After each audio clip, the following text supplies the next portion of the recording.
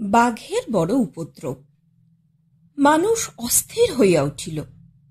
গরু বাছুর শেষে মানুষ পর্যন্ত বাঘের কবলে মারা পড়িতে লাগিল। সকলে তখন লাঠি, সরকি, বর্ষা, বন্দুক বাহির করিয়া বাঘটাকে মারিল। একটা বাঘ গেল, কিন্তু আর একটা আসিল।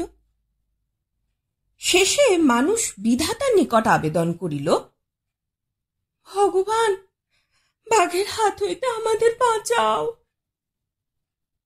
বিধাতা কহিলেন, আচ্ছা। কিছু পরেই বাঘরা আসিয়া বিধাতার দরবারে নালিশ জানাইল, আমরা মানুষের জ্বালায় অস্থির হইয়াছি, বন হইতে বনান্তরে পলাইয়া ফিরিতেছি, কিন্তু শিকারী কিছুতেই আমাদের শান্তিতে থাকিতে দেয় না। ইহার একটা ব্যবস্থা করুন। বিধাতা কহিলেন, আচ্ছা। তৎক্ষণাৎ ন্যাড়ার মা বিধাতার নিকট আবেদন পেশ করিলেন, বাবা, আমার ন্যাড়ার জন্য একটি টুকটুকে বউ হয়, দয়াল ঠাকুর, তোমায় 5 পয়সা চিনি দেব। বিধাতা কহিলেন, আচ্ছা। হরিহর ভট্টাচার্য মামলা করিতে যাইতেছিল। সে বিধাতাকে সম্বোধন করিয়া বলিল, আজীবন তোমার পুজো করে এসেছি, উপবাসে দেহ ক্ষীণ করেছি। ও শালা ভাইপোকে আমি দেখে নিতে যাই, তুমি আমার সহায় হও। বিধাতা কহিলেন, আচ্ছা। সুশীল পরীক্ষা দিবে। সে রোজ বিধাতাকে বলে, ঠাকুর, পাশ করিয়ে দাও।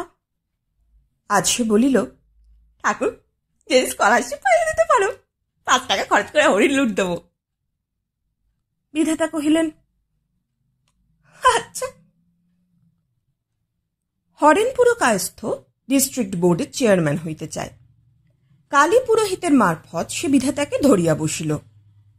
11টা ভোট আমার চাই। কালী পুরোহিত মোটা রকম দক্ষিণা খাইয়া ভুল সংস্কৃত মন্ত্রের চোটে বিধাতাকে অস্থির করিয়া তুলিল। ভোটং দেহি, ভোটং দেহি। বিধাতা কহিলেন, আচ্ছা আচ্ছা। পীড়িত সন্তানের জননী বিধাতাকে প্রার্থনা জানাইল,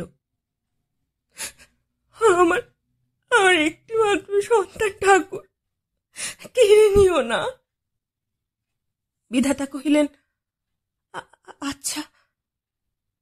পাশের বাড়ির খেন্তি পিসি উপরোক্ত মাতার সম্পর্কে বলিলেন, বিধাতা, মাগির বড় দেমাক, নতুন নতুন গয়না পরে একেবারে ধরাকে সরা জ্ঞান করছিল। ছেলে টুংটিটি টিপে ধরে বেশ করেছে দয়াময়। মাগিকে বেশ একটু শিক্ষা দিয়ে দাও তো। বিধাতা কহিলেন, আচ্ছা। বাংলাদেশ হইতে এক তরুণ ধরিয়া বসিল, সম্পাদক, আমার লেখা ছাপিতেছে না, প্রবাসীতে লেখা ছাপাইতে চাই, রামানন্দ বাবুকে সদয় হইতে বলুন। বিধাতা কহিলেন, আচ্ছা। একটু ফাঁক পড়িতেই বিধাতা পার্শ্বপ্রবিষ্ট ব্রহ্মাকে জিজ্ঞাসা করিলেন, আপনার বাসায় খাঁটি সর্ষের তেল আছে?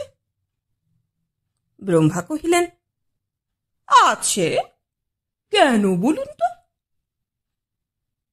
আমার একটু দরকার, দেবেন কি? অবশ্য অবশ্য। ব্রহ্মার বাসা হইতে ভালো সরিষার তৈল আসিল। বিধাতা তৎক্ষণাৎ তাহা নাকে দিয়া গাঢ় নিদ্রায় অভিভূত হইয়া পড়িলেন। আজও ঘুম ভাঙে নাই।